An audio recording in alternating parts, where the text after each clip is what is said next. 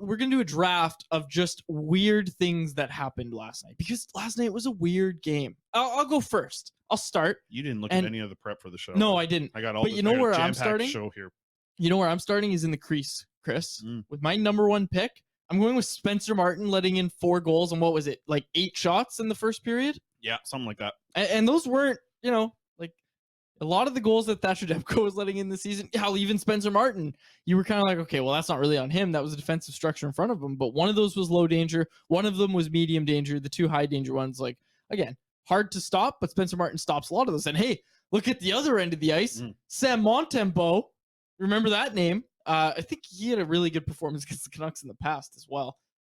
Might have been with Florida when he did that. But anyway, Sam Montembeault also turning in a spectacular performance in the first 5 minutes, shutting down the Canucks. That was a weird thing that happened. I started in the crease. I gave you 2. Yeah, I think, what's another thing? So I'll do this pick. My pick would be the Luke Schenn, probably the loudest hit I've ever heard in arena. Like, not even the sound of the boards, because it didn't look like he even used that much of the boards.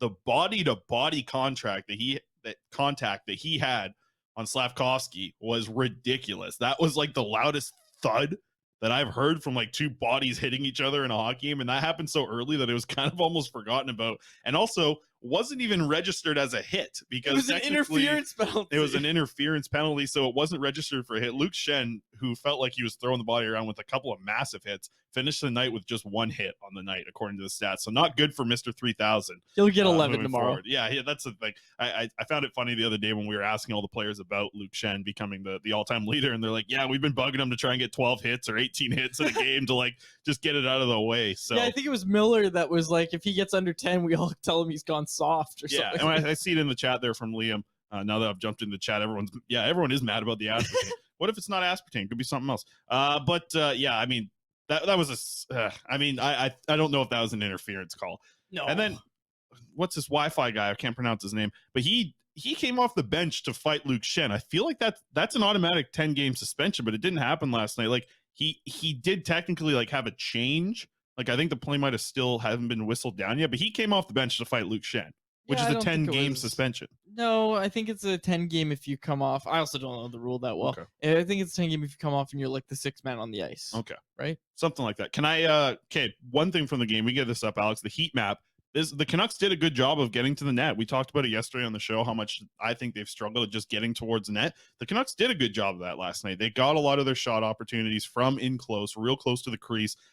They obviously had that big hot spot there on the left point, kind of where like the Quinn Hughes area. Riley Stillman was getting some shots towards the net as well.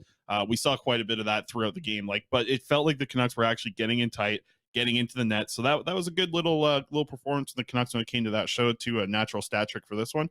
But all 5 of those Canucks goals at 5-on-5, they all came from in real tight, real close to the crease. And this is the most impressive heat map that I think the Canucks have had all season long.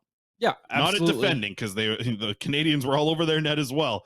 But for the Canucks, they're a team that normally, shoots from distance quite often. And last night they didn't end up doing that. They were going to the net. Give them credit for that.